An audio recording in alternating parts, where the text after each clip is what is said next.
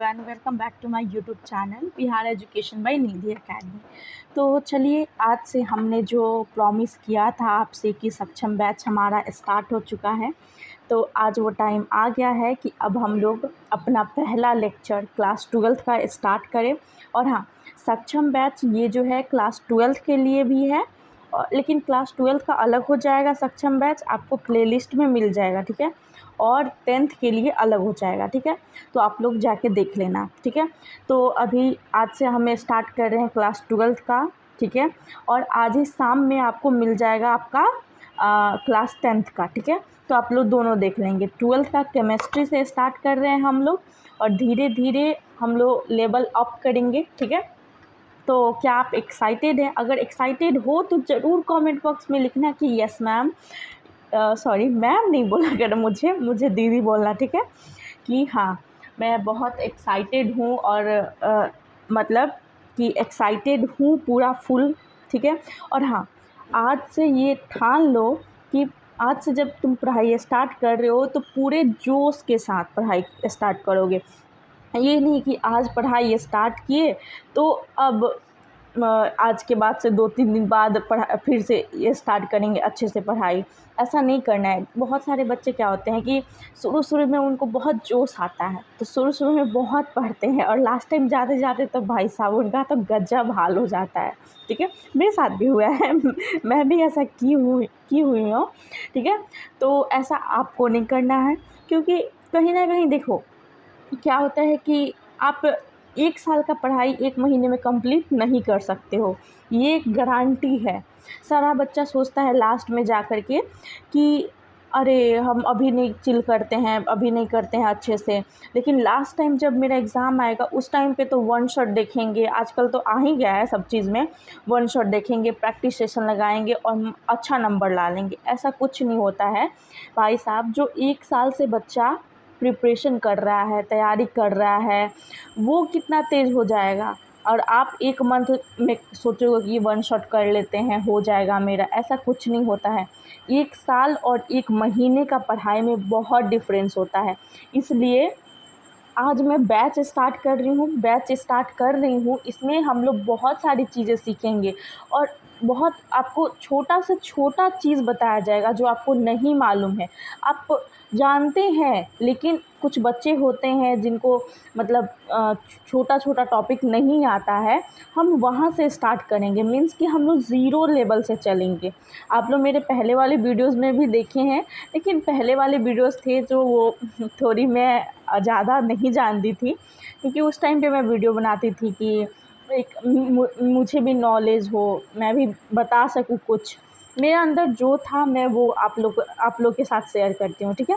तो चलो स्टार्ट करते हैं इस वीडियो को। ज़्यादा लेक्चर नहीं दूँगी, बस ये कहूँगी कि आज से स्टार्ट कर रहे हो तो खुद से ये प्रॉमिस कर लो कि हम स्टार्ट कर दिए हैं आज से, तो अब रुकेंगे नहीं, झुकेगा नहीं साला ठीक है।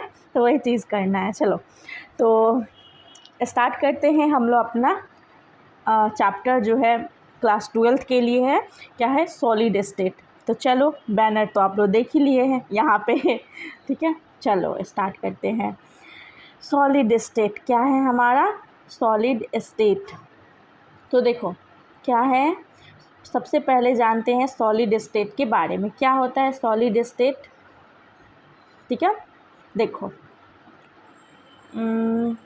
साइज हट जाओ भाई, ब्लैक एंड वाइट हो गया, 1 मिनट। हाँ चलो, तो हम लोग स्टार्ट करते हैं अपना ये पढ़ाई। पहला है सॉलिड स्टेट। डेफिनेशन को जानते हैं। देखो, सबसे पहला चीज़ सॉलिड क्या होता है। आप लोग मैटर पढ़े होंगे, मैटर के बारे में। मैटर कितने प्रकार के होते हैं? 3 प्रकार के होते हैं। सबसे पहले मैटर होता क्या है? हम आसपास अपने चीज़ों को देखते हैं, ऐसा चीज़ क्या है। जैसे कि आप किसी चीज़ को देख सकते हैं, आपके अराउंड में क्या क्या हो रहा है, ये सारी चीज़ को अगर देखा जाए तो एक मैटर है। अब मैटर जो है कितने प्रकार का होता है? मैटर मतलब पदार्थ, ठीक है। कितने प्रकार का होता है? 3 प्रकार का। क्या क्या? सॉलिड, लिक्विड, गैस, ठीक है। सॉलिड, लिक्विड, गैस होता है। तो इस चैप्टर में हम लोग क्या पढ़ेंगे? सॉलिड स्टेट के बारे में, ठीक है। सॉलिड क्या होता है हमारा? कि सॉलिड आर, क्या दिया है अपना डेफिनेशन में कि solids are characterized by the state of matter in which particle are closely packed and held together by a strong intermolecular attractive force. मतलब सॉलिड क्या होते हैं, तो ये एक मैटर के टाइप के होते हैं, ठीक है, मैटर के टाइप होते हैं, ठीक है। उसमें क्या होते हैं, कुछ पार्टिकल्स होते हैं जो एक क्लोजली पैक्ड होते हैं, एकदम पास पास, बहुत मतलब मजबूती के साथ एक दूसरे से बंधे होते हैं, उसी को हम लोग बोलते हैं सॉलिड, ठीक है। अब देखो यहाँ पे एक टॉपिक आया, क्या, इंटरमॉलिक्यूलर अट्रैक्टिव फोर्स क्या होता है। मतलब इंटरमॉलिक्यूलर अट्रैक्टिव फोर्स, देखो यही सब वर्ड, इसमें से सारे वर्ड्स को आप जानते हो, ठीक है। क्लोजली पैक्ड मतलब होता है एकदम मजबूती के साथ जुड़ा है जो। और अब देखो यहाँ पे इंटरमॉलिक्यूलर फोर्स क्या होता है, ठीक है। अट्रैक्टिव फोर्स के बारे में हम लोग जानते हैं, ये होता क्या है, देखो वैसा फोर्स जो कि मतलब कम दूरी पे हो और मजबूती के साथ एक दूसरे से जुड़ा हो, ये इंटरमॉलिक्यूलर फोर्स कहलाता है, ठीक है।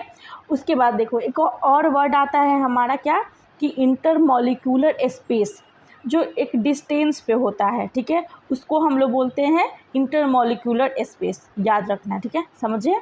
अब देखो प्रॉपर्टीज़ के बारे में हम लोग जानते हैं, प्रॉपर्टीज़ क्या होती हैं सॉलिड्स की। चलो पहला प्रॉपर्टी हमारा क्या है, in solid state the particles are not able to move randomly, ठीक है। इसमें क्या होता है कि जो पार्टिकल्स होते हैं सॉलिड स्टेट में, पार्टिकल्स होते हैं वो कहीं भी मूव नहीं करेंगे। अब देखो मान लो कि ये कप है, ठीक है, अब ये कप है, हम लोग यहाँ रख देंगे तो ये मूव नहीं करेगा, पार्टिकल्स खुद पे खुद मूव नहीं करने लगेगा। लिक्विड के पार्टिकल्स मूव कर सकते हैं, लिक्विड के पार्टिकल्स क्या होते हैं, उसको जिस चीज़ में रखा जाएगा वो वैसा शेप ले लेते हैं। गैस क्या होते हैं, वो तो मूव करते ही हैं, लेकिन सॉलिड्स के पार्टिकल होते हैं वो मूव नहीं करते, क्योंकि ये जो कप है इसको यहाँ रखिए, ये सॉलिड है, ठीक है, ये यहीं का यहीं रहेगा, ये मूव नहीं करेगा, ये फिक्स रहता है, ठीक है, यही बताना था।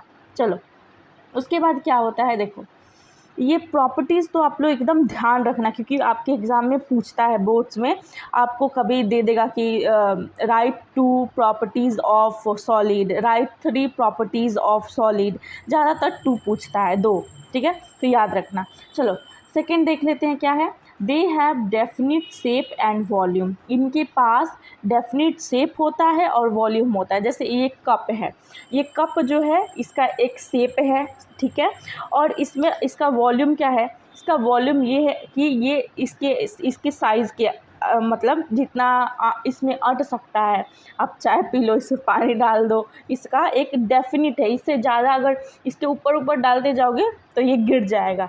तो इसलिए कहा जाता है कि जो सॉलिड्स होते हैं उनके पास क्या है, तो डेफिनिट शेप है, डेफिनिट वॉल्यूम है, ठीक है, एकदम ध्यान से पढ़ोगे, ओके। चलो solids have high density, solids के पास क्या होता है, हाई डेंसिटी होता है, ओके। चलो उसके बाद क्या है कि solids have high and sharp melting point which depends on the strength और वैल्यू ऑफ बाइंडिंग एनर्जी, ठीक है। जो सॉलिड्स होते हैं उनके पास हाई और शार्प मेल्टिंग पॉइंट होता है। अभी आपको पढ़ोगे तो थोड़ा बहुत लगेगा कि क्या ही पढ़ रहे हैं कि हाई और शार्प मेल्टिंग पॉइंट, बट आपको ये चीज़ ध्यान में रखना पड़ेगा, आपको अभी से पढ़ना पड़ेगा, ठीक है। चलो क्योंकि क्या होता है ना कि जो बच्चे 9th 10th से 11th में आते हैं ना, तो बहुत सारी अटपटी चीज़ें देखने को मिलती हैं, और इसमें आपको समझ में तभी आएगा जब आप चीज़ों को बार बार प्रैक्टिस करोगे, बार बार पढ़ोगे, बार बार रिवाइज़ करोगे, ठीक है, तभी जाके होगा। चलो हम लोग देखते हैं क्या दिया है कि सॉलिड जो होते हैं उनके पास हाई शार्प मेल्टिंग पॉइंट होता है, जो कि किस चीज़ पे डिपेंड करता है, उसके स्ट्रेंथ पर डिपेंड करता है, ठीक है, और उसके वैल्यू ऑफ बाइंडिंग एनर्जी के पे डिपेंड करता है, ओके। चलो उसके बाद हम लोग देखते हैं कि they are very low compressible, मतलब इनमें इसको हम लोग दबा नहीं सकते, जैसे ये कप है इसको आप दबा नहीं ना सकते, दबाएंगे तो फूट ही जाएगा, ठीक है, तो नहीं दबा सकते हैं, इसीलिए जैसे लिक्विड होता है उसको दबा नहीं सकते हैं, लेकिन वो जहाँ जाएगा उसी शेप का हो जाएगा। गैस को हम लोग दबा सकते हैं, लेकिन क्या होता है सॉलिड को हम लोग नहीं दबा सकते हैं। ओके, चलो उसके बाद क्या है कि दे शो लो डिफ्यूज़न। डिफ्यूजन का मतलब होता है कि प्राशरण, जैसे गैस जो होते हैं वो एक दूसरे से मिल सकते हैं, सॉलिड जो है वो एक दूसरे से नहीं मिल सकते हैं। तो इसीलिए गैस के जो मॉलिक्यूल्स होते हैं एक दूसरे से मिल सकते हैं, बट लिक्विड और गैस के नहीं लिक्विड और सॉलिड के नहीं मिलते हैं। इसी सब को हम लोग बोलते हैं डिफ्यूज़न। ठीक है, तो डिफ्यूज़न का होता है विषरण। ठीक है, चलो अब पढ़ते हैं हम लोग क्या, सॉलिड्स के दो टाइप। अब सॉलिड्स कितने टाइप के होते हैं इसको पढ़ लेते हैं। एक हमारा होता है क्रिस्टलाइन सॉलिड और दूसरा होता है हमारा एमॉर्फस सॉलिड। ठीक है, क्या होता है क्रिस्टलाइन सॉलिड, एमॉर्फस। ये मोस्ट इम्पॉर्टेंट टॉपिक है, मतलब यहाँ से ना आपके एग्ज़ाम में क्वेश्चन ज़रूर पूछता है। एक तो आप बता दिए कि प्रॉपर्टीज़ से ज़रूर पूछता है कि प्रॉपर्टीज़ बता दो, एक दो ही पूछता है ज़्यादातर। ठीक है, और यहाँ से आपके 5 नंबर में भी पूछ सकता है और 2 नंबर में पूछ सकता है। ऑब्जेक्टिव तो पूछता ही है। चलो तो देख लेते हैं। तो सॉलिड्स में हम लोग देखेंगे कि क्या होता है। सॉलिड्स 2 टाइप्स के होते हैं हमारे, एक होता है क्रिस्टलाइन सॉलिड, दूसरा होता है हमारा एमॉर्फस सॉलिड। ठीक है, तो पहला हमारा जो है उसका डेफिनीशन बताया है। क्रिस्टलाइन सॉलिड के बारे में हम लोग पढ़ लेते हैं।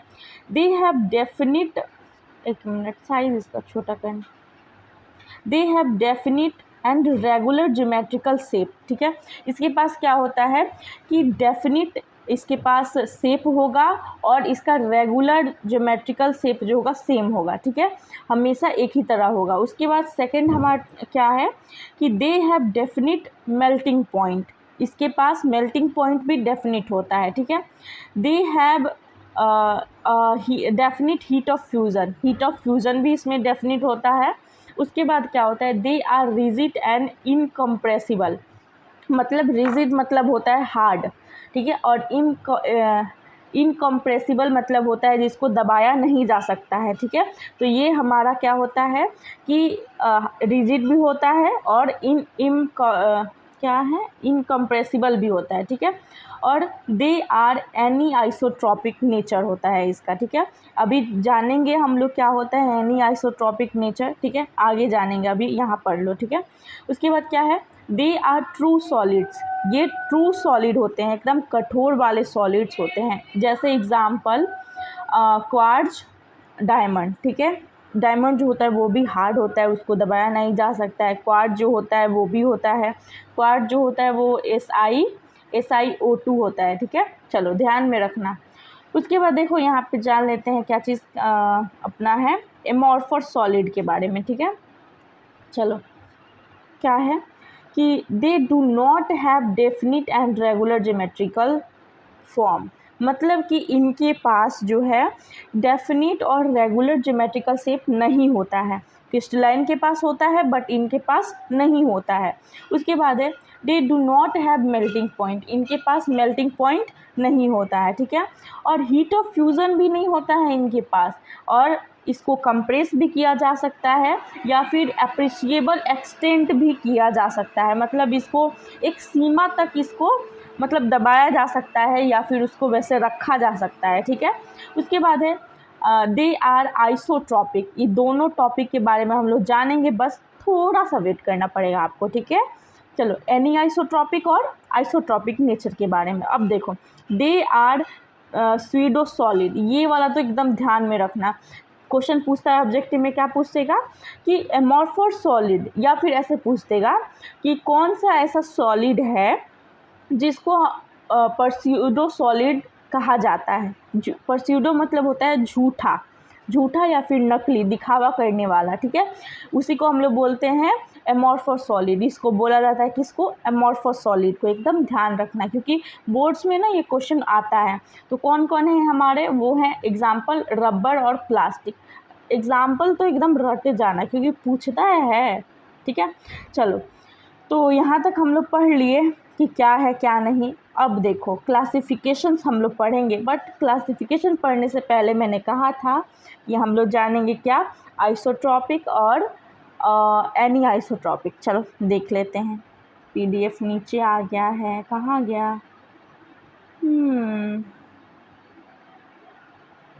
अरे अभी तो बनाई थी मैं, 1 मिनट रुक जाओ, 1 मिनट। तो चलो देख लेते हैं। देखो PDF उल्टा से पुल्टा लग गया है मेरे से, चलो कोई नहीं, समझ लो। क्या ही कर सकते हैं, बहुत मेहनत करके ये PPT बनाए हुए हैं। चलो देखो क्या है कि मेरे को ऐसे करके पढ़ाना पड़ रहा है। आइसोट्रॉपिक नेचर क्या होता है? तो properties of solid remains same. जो सॉलिड की प्रॉपर्टी होती है वो सेम होगा। प्रॉपर्टीज़ ऑफ सॉलिड जैसे डेफिनिट है तो सेम चीज़ होगा, डेफिनिट शेप, वॉल्यूम, ये सब चीज़ सेम होगा, उसका प्रॉपर्टी सेम होगा। बट डिफरेंट क्या होगा? With the change direction is known as. अगर डायरेक्शन चेंज कर रहा है और प्रॉपर्टी चेंज नहीं कर रहा है तो वो हमारा क्या है? आइसोट्रॉपिक नेचर होता है। ठीक है, क्या है? अगर हमारा प्रॉपर्टी चेंज नहीं कर रहा है लेकिन उसका डायरेक्शन चेंज कर रहा है किसी मैटर का, तो वो हमारा होता है आइसोट्रॉपिक। जैसे प्लास्टिक हो गया, वुड हो गया, रबर, ग्लास, ETC। ठीक है, ध्यान रखना।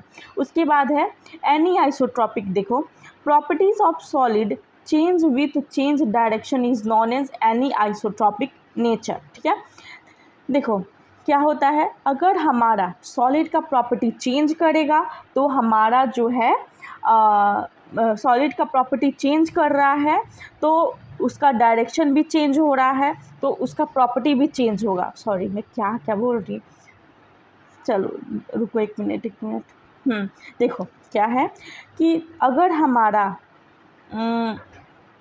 डायरेक्शन चेंज होगा, अगर हमारा डायरेक्शन चेंज होगा तो हमारा प्रॉपर्टीज़ सॉलिड्स का चेंज होगा। ठीक है, उसको हम लोग बोलेंगे एनी आइसोट्रॉपिक।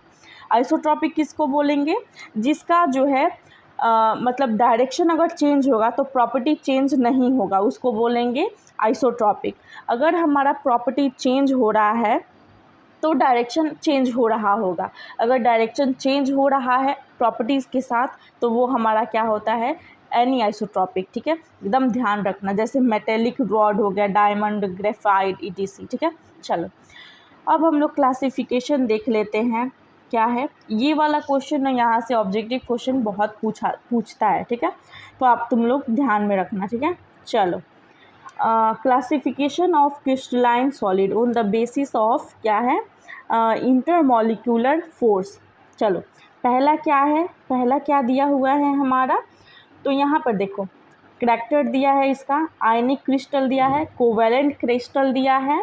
ठीक है, और उसके बाद मॉलिक्यूलर दिया है, मेटेलिक दिया है। तो सबसे पहला क्या है? Units that occupy lattice point. Lattice point के बारे में हम लोग जानेंगे। देखो सबसे पहले बता देते हैं तुम लोग को लैटिस पॉइंट क्या होता है। ठीक है, चलो देखो यहाँ पे आ जाओ। जैसे कि मान लो कोई एक सॉलिड का स्ट्रक्चर है। ठीक है, बीच में यहाँ पॉइंट है, बहुत सारे स्ट्रक्चर हो जाते हैं। ठीक है,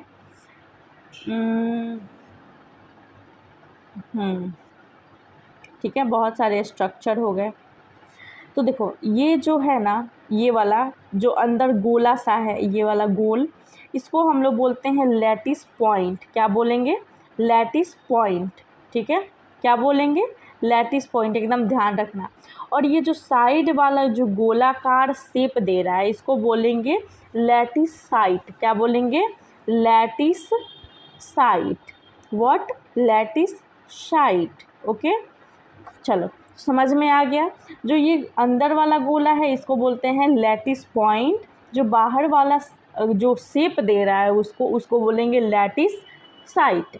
ओके, इसको पॉइंट बोलेंगे और इसको लैटिस साइट बोलेंगे, ध्यान रखना। बहुत कन्फ्यूज़न होता है इसमें बच्चा लोग को। ठीक है, चलो तो देखो अब वही बोल रहा है लैटिस पॉइंट्स के बारे में, जो अंदर वाला था, जो गोला सा था। ठीक है, शेप वाला नहीं। ठीक है, जो शेप दे रहा है वो नहीं, जो पॉइंट है, बिंदु है, उसमें क्या होता है? तो केटायंस और एनायंस होते हैं। ठीक है, और इसका बाइंडिंग एनर्जी क्या होता है? तो इलेक्ट्रोस्टैटिक अट्रैक्शन होता है आयंस के बीच में। ठीक है, और ये क्या होता है? हार्डनेस होता है, इसका हार्ड होता है। और ब्रिटलनेस क्या होता है? ब्रिटल मतलब होता है भंगूर, मतलब उसको मतलब तोड़ने पे वो एकदम बिखर जाएगा, ठीक है। चलो उसके बाद देख लेते हैं क्या है हमारा कि मेल्टिंग पॉइंट क्या होता है, इसका हाई होता है, ठीक है। मेल्टिंग पॉइंट इसका हाई होता है। और इलेक्ट्रिकल कंडक्शन क्या होता है, semiconductor due to crystal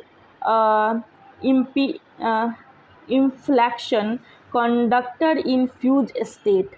और सॉलिबिलिटी क्या होता है ये नहीं पूछता है, ठीक है, इसको ज़्यादा ध्यान में नहीं रखना क्योंकि बोर्ड्स के हिसाब से पढ़ा रही हूँ मैं, ठीक है। उसके बाद सॉलिबिलिटी क्या होता है, ये सॉल्युबल होता है पोलर सॉल्वेंट में, ठीक है। हीट ऑफ वेपोराइजेशन क्या होता है, NaCl का इतना होता है 170 से 75 के बीच तक होता है, ठीक है। उसके बाद देखो क्या है अपना हीट ऑफ फ्यूज़न क्या होता है, NaCl का 28.45 होता है। ये पढ़ाने के लिए ये दोनों पढ़ा दी मैं, लेकिन ये पूछता नहीं है। अब बता देते हैं कौन सा सबसे ज़्यादा इम्पॉर्टेंट है, जो बता देते हैं उसको एकदम ध्यान रखना है। देखो ये वाला NaCl KMnO, ये एग्जाम्पल तो आपको रट जाना है, ठीक है। क्या है, NaCl KNO3 CSCl, ठीक है, Na2SO4 ZnS, एकदम इसको पढ़ जाना, ओके। चलो अब देखो क्या है, ये हम लोग पढ़े हैं किसके, आयंस के बारे में। उसके बाद देखो आता है आपका कोवैलेंट क्रिस्टल्स के बारे में। उसमें एटम्स होते हैं, शेयर्ड इलेक्ट्रॉन्स होते हैं। कोवैलेंट में एटम होगा और एटम जो है इलेक्ट्रॉन शेयर करेगा, उसका बाइंडिंग फोर्स होगा। और ये क्या होगा, very hard graphite is soft, very hard होगा और ग्रेफाइट जो होगा वो सॉफ्ट होगा, ठीक है। उसके बाद देखो क्या है अपना कि इंटरमीडिएट होता है, ये मतलब नहीं टूटता है, इंटरमीडिएट होगा। जैसे कि आप आयन देखे थे तो वो हमारा क्या हो जाता है, भंगूर हो जाता है, मतलब टूट जाता है, बिखर जाता है। लेकिन जो है कोवैलेंट वो टूटता नहीं है, मतलब मीडियम रहता है और इसका जो है मेल्टिंग पॉइंट वेरी हाई होता है। उसके बाद non conductor graphite is good conductor, ये इलेक्ट्रिकल मतलब ग्रेफाइट को तो पता ही है आपको कि ग्रेफाइट जो है एक अच्छा कंडक्टर होता है हमारा, ठीक है। चलो उसके बाद है ये क्या होता है, इनसॉल्युबल होता है पोलर सॉल्वेंट में, ठीक है। ग्रेफाइट का ये दिया हुआ है जो कि इम्पॉर्टेंट नहीं है। अब हम लोग एग्जांपल देख लेते हैं, ये है अपना example, diamond, graphite, quartz, SiO2, quartz को ही बोलते हैं SiC, ठीक है। चलो एकदम रट जाना है ये सब चीज़। अब आई नो कि ये थोड़ा अटपटा लग रहा होगा, लेकिन ये है ऐसा ही, आपको याद करना पड़ेगा। ये कुछ ये नहीं है कि हाँ न्यूमेरिकल चीज़ है, आपको ये थ्योरी है, रटना पड़ेगा, ठीक है।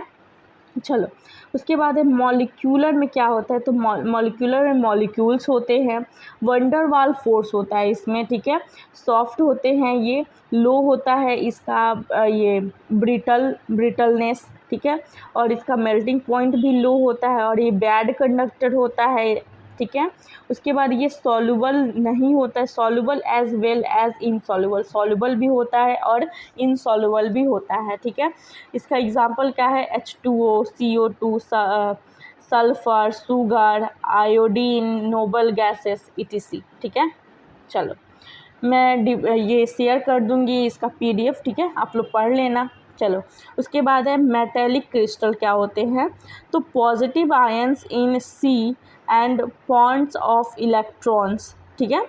उसके बाद देखो electrostatic attraction between positively charge, electrostatic force होता है पॉजिटिव चार्ज के बीच में एंड नेगेटिव चार्ज के बीच में, ठीक है।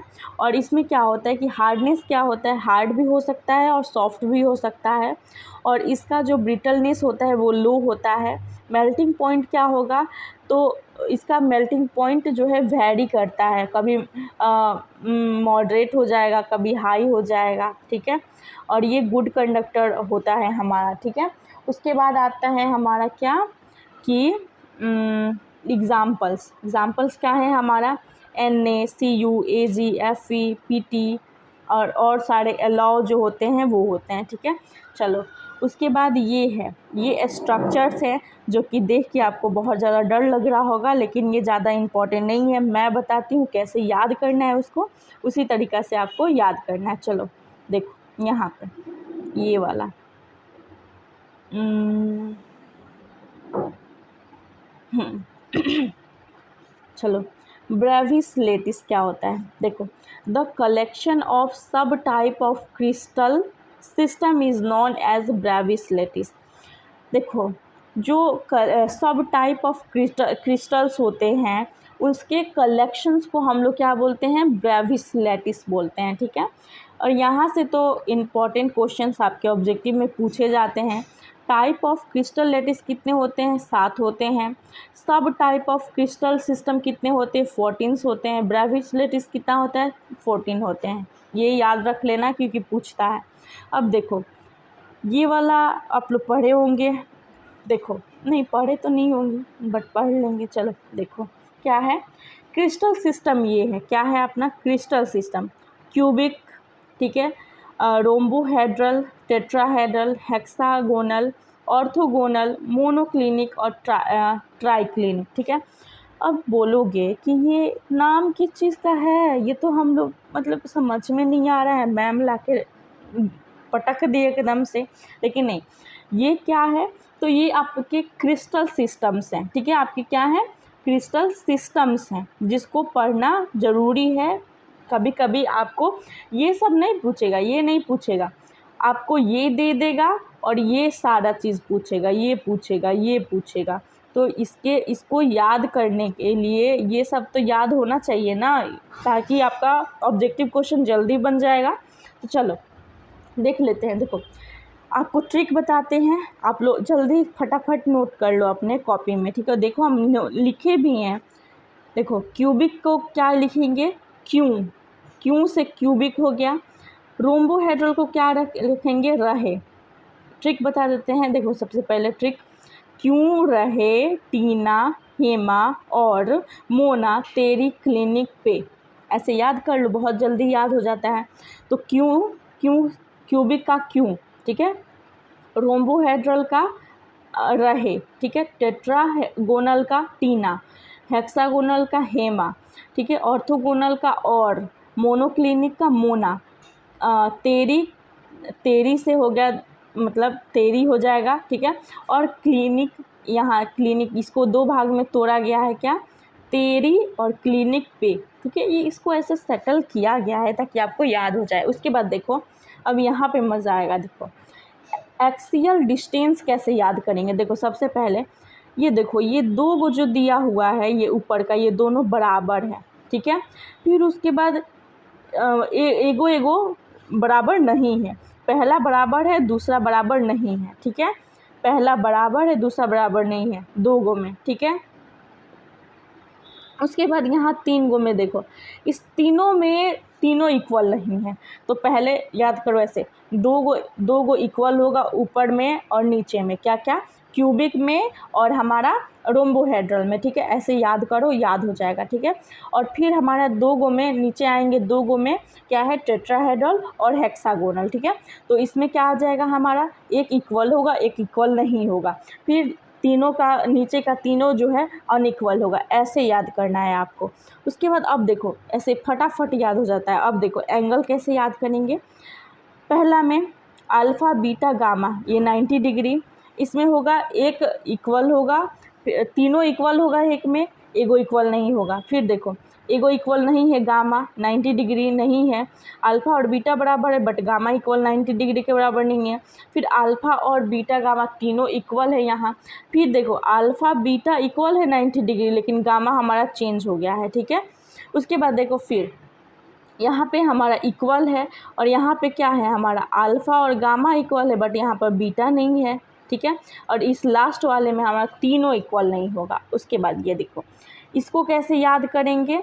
तो इसको याद करेंगे ऐसे नंबर से, ऐसे नंबर से, 3 1 2 1 4, अरे यार रुको, इसको इस नंबर से याद कर लो, 312 142 1, ऐसे याद कर लो, 312 142 1। ऐसे कैसे? तो मतलब हो जाएगा, पहला में सिंपल क्रिस्टल हो जाएगा, ठीक है। उसके बाद ये क्या हो जाता है हमारा? BCC FCC, ठीक है। ऐसे करके याद हो जाएगा। ये वाला शेप आपको मैं आगे पढ़ाऊँगी, ठीक है, तो आपको जल्दी याद हो जाएगा। अभी इसको रहने दो, ठीक है, हम जब बता देंगे तो आपको बता देंगे, ठीक है। चलो ये वाला देख लो, क्योंकि यहाँ से क्वेश्चन पूछा जा सकता है आपको बोर्ड्स में, ठीक है। देखो, मोस्ट सिमेट्रिक क्रिस्टल कौन सा होता है, तो क्यूबिक होता है। मतलब सिमेट्रिक का मतलब होता है सब तरह से इक्वल, ठीक है, तो क्यूबिक होता है। मोस्ट अनसिमेट्रिकल कौन सा होता है, तो ट्राइक्लिनिक होता है। Crystal system having maximum Bravais lattice किसके पास होता है, तो ऑर्थोरोम्बिक के पास होता है। और ज्योमेट्रिकल मैच बॉक्स किससे बनता है, जो कि है ऑर्थोरोम्बिक। पूछता है क्वेश्चन, याद रख लेना ऑब्जेक्टिव में, ठीक है। और ये देख लो, ये वाला टॉपिक तो हम अगले लेक्चर में पढ़ाएंगे। आज का तो कोटा पूरा हो गया, क्योंकि हम जानते हैं आप लोग का अभी आपका माइंड हैंग कर रहा होगा कि हम क्या क्या पढ़ रहे हैं, समझ में नहीं आ रहा है। लेकिन धीरे धीरे आप पहले जाना घर पे, इसको एकदम अच्छे से याद करना, पढ़ना, इसको बार बार इसको रिपीट करना कि क्या है। और हाँ, एनसीईआरटी खुद से रीडिंग देना, खुद से पढ़ना, खुद से जो समझ में ना आए कमेंट करना, वर्ड मीनिंग नहीं आए अगर बुक से कोई चीज़, तो उसको सर्च करना यूट्यूब पे, या फिर मुझे कमेंट करना, मैं बता दूँगी, ठीक है। चलो देखो क्या है कि पार्टिकल डिस्ट्रीब्यूशन, इसके बाद हम लोग पढ़ेंगे। लेटिसाइट क्या होता है, नंबर पे और शेयरिंग पार्टिकल। लेटिसाइट क्या है, कॉर्नर पे, फेस पे, बॉडी पे, इंड पे, एज पे। इसी से हमारा क्या बनेगा, एफसीसी, बीबीसी, बीसीसी, और एंड पे बनेगा, एज पे बनेगा। तो देखो अपना जो होता है कॉर्नर पे 8 होता है, 8 गो कॉर्नर होता है। जैसे ये क्यूब हो गया, इसके 8 गो कॉर्नर हो जाएगा। देखो ऐसे ऐसे बनता है ना अपना, ऐसे ऐसे ऐसे ऐसे। तो 1 2 3 4 गो ऊपर हो गया और 4 गो नीचे, ऐसे करके कॉर्नर, 4 गो कॉर्नर बनता है। तो इसी तरह से 8 गो हो गया। और शेयर पार्टिकल्स क्या होता है, 1/8 होता है। फेस को गो होता है 6 गो। जैसे ये देखो, ये क्यूब बना दिए हैं हम तुम्हारे सामने। अब हम बोलेंगे कितना फेस है इसमें फेस कितना है।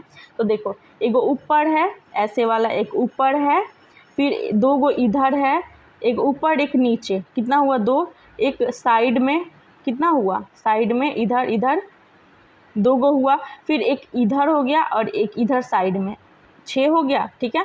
अब देखो बॉडी कितना होता है, तो एक बॉडी होता है। इंड कितना होता है, 2 होता है उसका। एज कितना होता है, 12 होता है। और शेयर कितना करता है वो, फेस पे अपना 1/2 शेयर करेगा। बॉडी एक ही है तो एक ही शेयर करेगा। और इंड पे 1/2 करेगा, और एज पे अपना 1/4 करे। इसको याद कर लेना, ठीक है। तो चलो मिलते हैं फिर अगले लेक्चर में। और अगले लेक्चर में, क्योंकि बड़ा लेक्चर हो ही गया है 30 मिनट्स का, ठीक है, तो अगले लेक्चर में 3 क्लासेस में ये ख़त्म हो जाएगा, क्योंकि बारीकी से पढ़ना है अच्छे से। और अगले लेक्चर में सबसे पहले मैं ऑब्जेक्टिव क्वेश्चंस लाऊंगी तुम लोग को बताने के लिए, ताकि याद हो जाए, समझ में आए कि किस पैटर्न पे क्वेश्चन आता है। क्योंकि पढ़ते जाओगे तो मज़ा नहीं आएगा, ठीक है।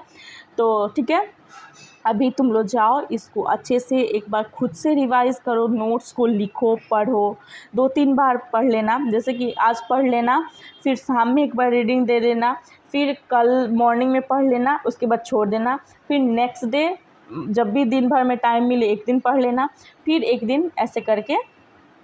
मतलब ज़्यादा होता है ना कि चीज़ को माइंड में बैठाना है, तो बहुत बार उसका रिवीजन करना होता है हमको, ठीक है।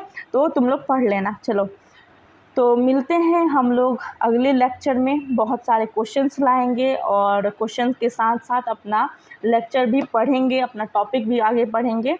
और याद रखना, जो जो टॉपिक पढ़ाया है उसको एकदम अच्छे से याद करके आना। क्वेश्चन पूछेंगे, तुम लोग को बताना है। चलो बाय बाय, अभी के लिए थैंक यू सो मच।